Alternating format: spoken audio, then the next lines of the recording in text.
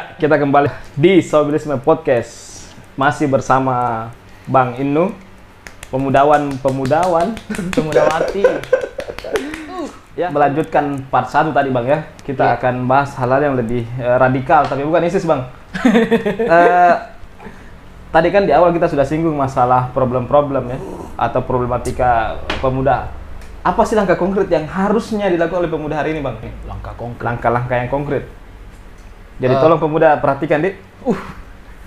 Siap. Kata kepala aku. Untuk hari ini semua sih pemuda masih konkret sih. Langkahnya semua konkret. Tapi persoalannya antara ide dan realitas, wis tahu. Nah, tidak sih apa ya? Langkah konkretnya semua komunitas pemuda apa semuanya itu kan sudah melangkah sebenarnya tuh, melakukan semua sesuai dengan pemikirannya lah. Nah, langkah konkretnya yang saya lihat ya, banyak gerakan-gerakan yang terbangun seperti komunitas-komunitas lah. Yeah. Kalau Bang sendiri sebenarnya sudah gabung di komunitas apa Bang sejauh ini?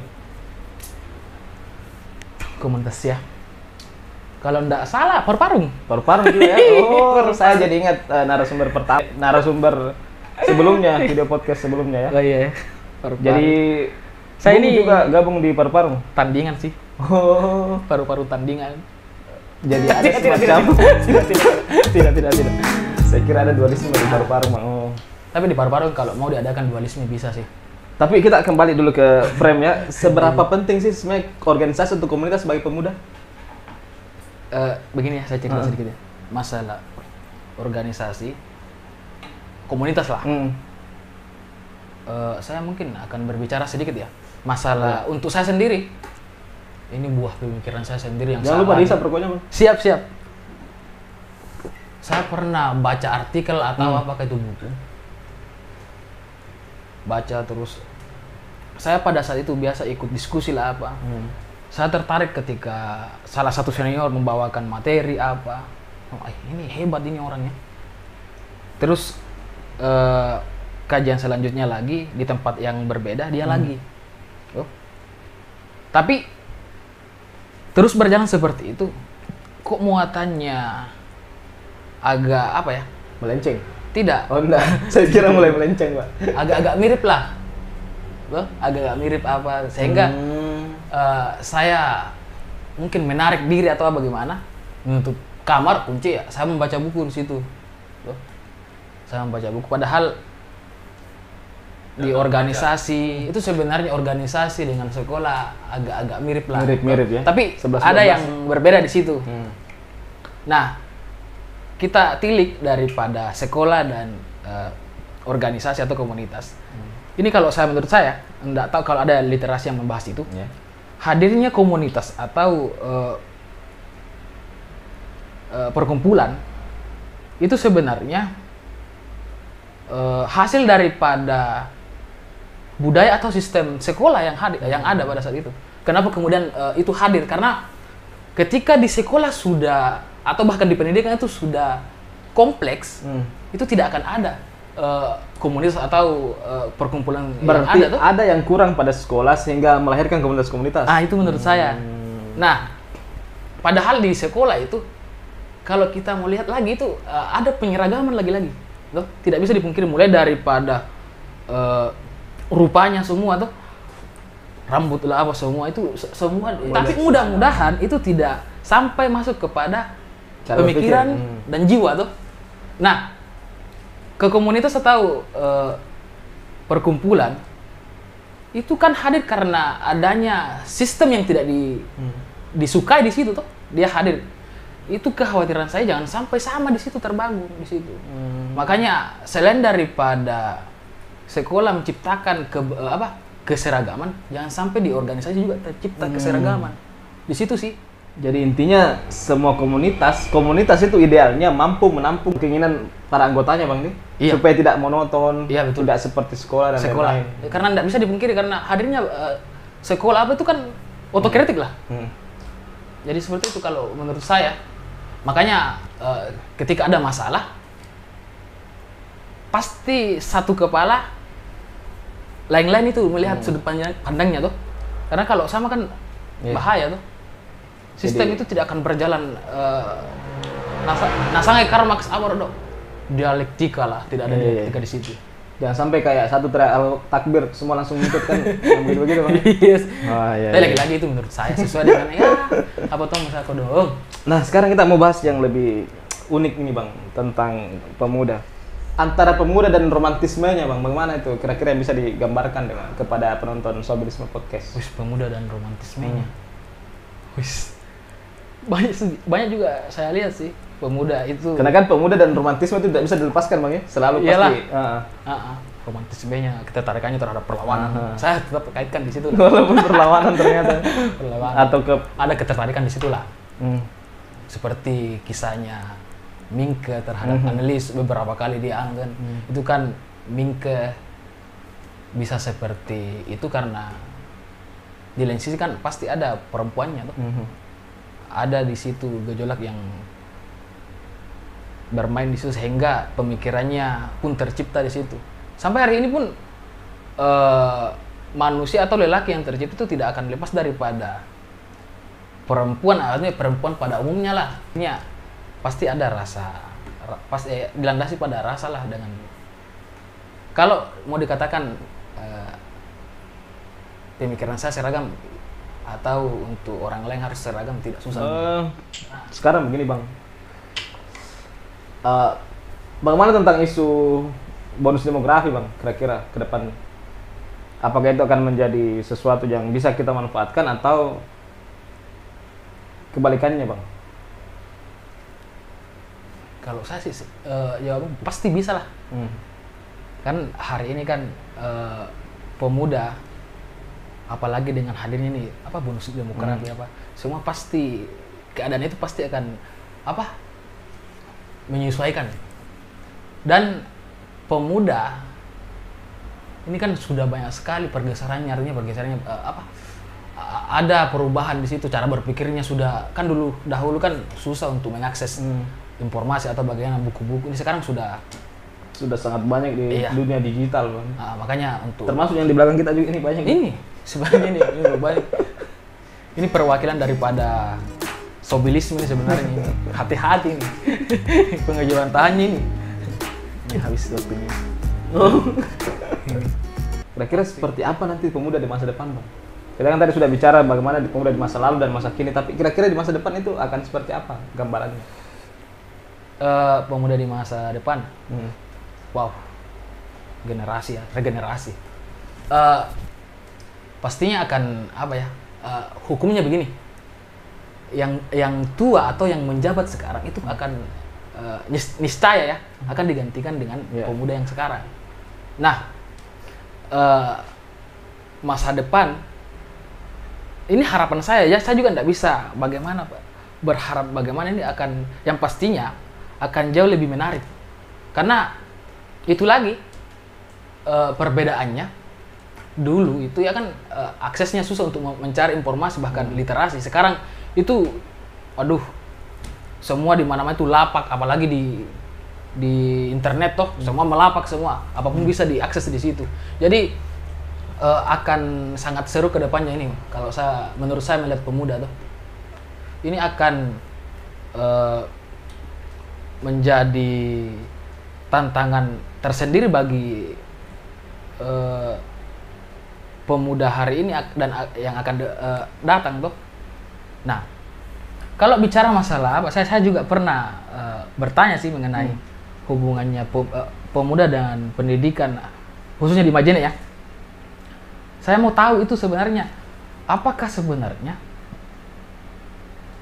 ini pemerintah tahu tidak ini artinya pemikiran seperti hari ini yang kita bicarakan, berpikir seperti ini tidak? Mengenai kedepannya bagaimana, jangan sampai hari ini saja.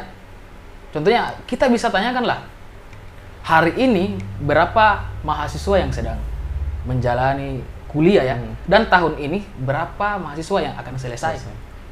Kalau pemerintah harus selesai di situ dan dihubungkan lagi dengan lahan pekerjaan Karena kalau menurut saya sih pemerintah adalah superpower sekali, artinya masyarakat bahkan pemuda itu sebenarnya harus disiapkan. Semua pemerintah itu bertanggung jawab penuh. Pemerintah harus memberi ruang sebenarnya untuk memberi pemuda ruang ke depan. semua. Pemerintah dan pemuda juga harus memang punya sinergi. Saling atau gimana? Jangan. Bukan. Pemuda juga ya lagi yang selalu melawan. Betul. Karena tetap akan terjadi dua sisi pandang antara baik dan buruk, benar dan salah. Loh, kan pemuda kan sebagai simbol perlawanan itu jangan sampai itu terus dimainkan. Ada sedikit, padahal endingnya kita tidak tahu ini apa yang akan terjadi nantinya. Kan bisa saja ini akan baik, tapi terus dilawan saja. Makanya akan terjadi terus. Tapi mungkin itu hasil daripada dialektika demokrasi ya. Kira-kira apa sih yang dibutuhkan pemuda nanti ini untuk menghadapi masa depan seperti itu, Bang? Ya. Bekal apa yang diperlukan pemuda secara umum? Kalau saya pribadi membaca lah. Membaca. Ikra. Betul ya, ikra. Konteksnya beda sih. Membaca ya. Apakah maksud saya begini, Bang? Apakah memang semua pemuda harus terjun di dunia digital, harus menjadi konten kreator misalnya, atau bagaimana, Bang, untuk membaca masa depan? Tidak juga sih. Karena mau memilih satu jalur atau ke mana itu kan harus punya akses tersendiri sih. Karena kan apalagi kan tidak akan semuanya. Apakah di masa depan buku-buku seperti ini akan hilang atau bagaimana menurut Bang? Ini akan semakin berkembang sih. Semakin berkembang ya. Jadi tidak akan hilang ya. Tidak akan tergantikan dengan e-book yang e-book. Tidak akan. Kalau saya masih tidak. Karena masih banyak apalagi untuk seumuran kita ya. Masih banyak sih yang ada seninya sendiri untuk membaca. Jadi kuncinya pemuda membaca, Bang ya. Iya, kalau saya kedepannya itu terselap, artinya kedepannya selain daripada membaca ya pasti ada yang akan terbesit mengenai apa itu membaca dan akan tercipta bagaimana itu analis melihat setelah membaca apa yang dibutuhkan lagi, Bang, selanjutnya? Menuliskah? Apakah penting seorang pemuda untuk menulis, Bang? Sangat penting. Apalagi sekarang semua bebas untuk menulis, tapi hati-hati juga tuh. Jangan sampai jadi kayak siapa, Ahmad Dhani kemarin menulis status. Iya, hati-hati saja tuh. Tapi artinya itu jadi perbincangan menarik juga.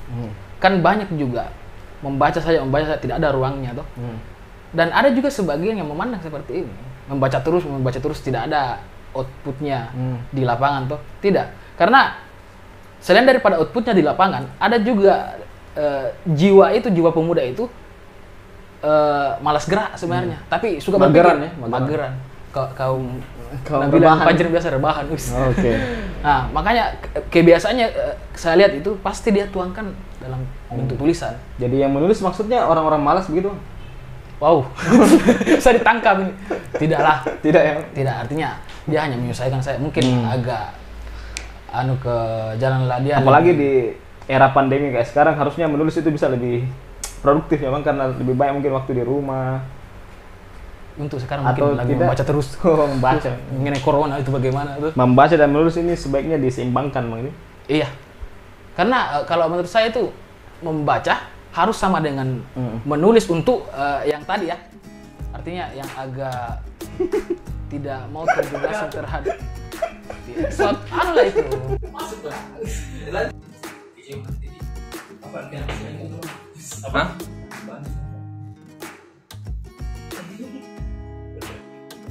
Saya mau ganti tim kreatif kalau begini. Ya sampai dulu. Kita berjanji gini. Untuk akhir-akhir ini saya lebih ke novel kayaknya. Novel ya. Wah. Lebih perang tulis. Memang beda kalau sudah berkeluarga orangnya. Rasanya agak ringan tapi menyenangkan tetap. Karena di dalam ada romansa. Nah, sekarang mungkin Bang Indu bisa closing statement lah tentang kepemudaan. Apa sih yang ingin disampaikan untuk pemuda masa depan Majene misalnya? Ya itu. Ya tidak, artinya ini bukan seruan ya. Bagus. Saya sih berharap jangan terlalu kita sebagai pemuda juga ya itu harus ada sejak dalam pikiran maupun di komunitas, loh. Artinya jangan hanya melulu dengan sekumpulannya saja. Artinya itu tugasnya itu pemerintah, pemuda, tapi ada kepingan-kepingan seperti itulah yang tereliminasi. Bagus juga itu sebenarnya cerita-ceritanya, kisah-kisahnya kenapa dan pemikirannya. Karena pasti berbeda dengan yang kita pahami sekarang itu bagaimana pemuda yang berkomunitas atau bagaimana kan. Dan yaitu membaca buku, ada yang menulis, ada yang turun, itu kan kompleks sekali dan saya lihat Majen ini akan menarik ke depannya. Kolaborasi intinya Bang ya? Apalagi Sulbar banyak sekali di situ. Jadi harapan saya sih Majen akan baik-baik saja ke depannya. Ketika itu ya pemuda ini bisa lepas daripada kumpulannya, itu artinya tidak melulu di situ saja, tapi keluar daripada masalah yang mungkin potensinya. Iya, itu saya sih. Karena banyak cerita-cerita yang menarik di luar sana, banyak. Pak, kalau hanya masalah ya yang kita paham sekarang jangan juga sih, banyak di luar sana. Bahkan itu bisa jadi cerita dan bisa jadi motivasi untuk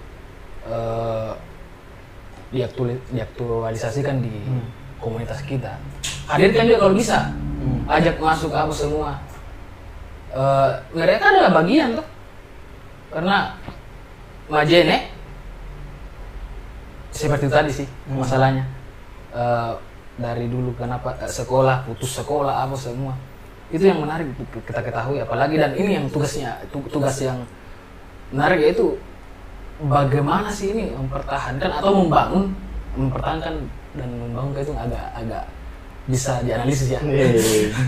Kota pendidikan ini bukan hanya citra lah, kulturnya lah. Jadi kita berharap ada sinergi antara pemerintah dan pemuda untuk memaksimalkan ini Majen sebagai kota pendidikan. Iya. Jangan melulu ya itu ya. Saya kalau mulai ditarik sejarah, secara psikologisnya kan selalu melawan, tapi itu adalah bagian daripada proses kan. Dan ini kan begini, podcast yang seperti ini kan sudah termasuk daripada dialektika pemuda ya. Ini kan bisa menjadi ruang juga. Dan saya juga titip pesan untuk podcast, hadirkan juga lah yang lain jangan hanya melulu yang sudah dikenal, yang sudah dikenal di sekumpulan karena itu lagi yang saya khawatirkan sih, yang sampai ada penyeragaman. Betul. Kalau saya itu saja. Thank you Bang sarannya. Oke Bang, terima kasih atas waktunya. Sangat menyenangkan sekali berdiskusi dengan Bang Inu dengan segudang pengalamannya di dunia kepemudaan. Kita berharap, saya yakin sedikit banyaknya banyak nilai-nilai yang bisa ditangkap teman-teman penonton. Terima kasih Bang. Siap. Jangan nanti menolak kalau dipanggil lagi Bang.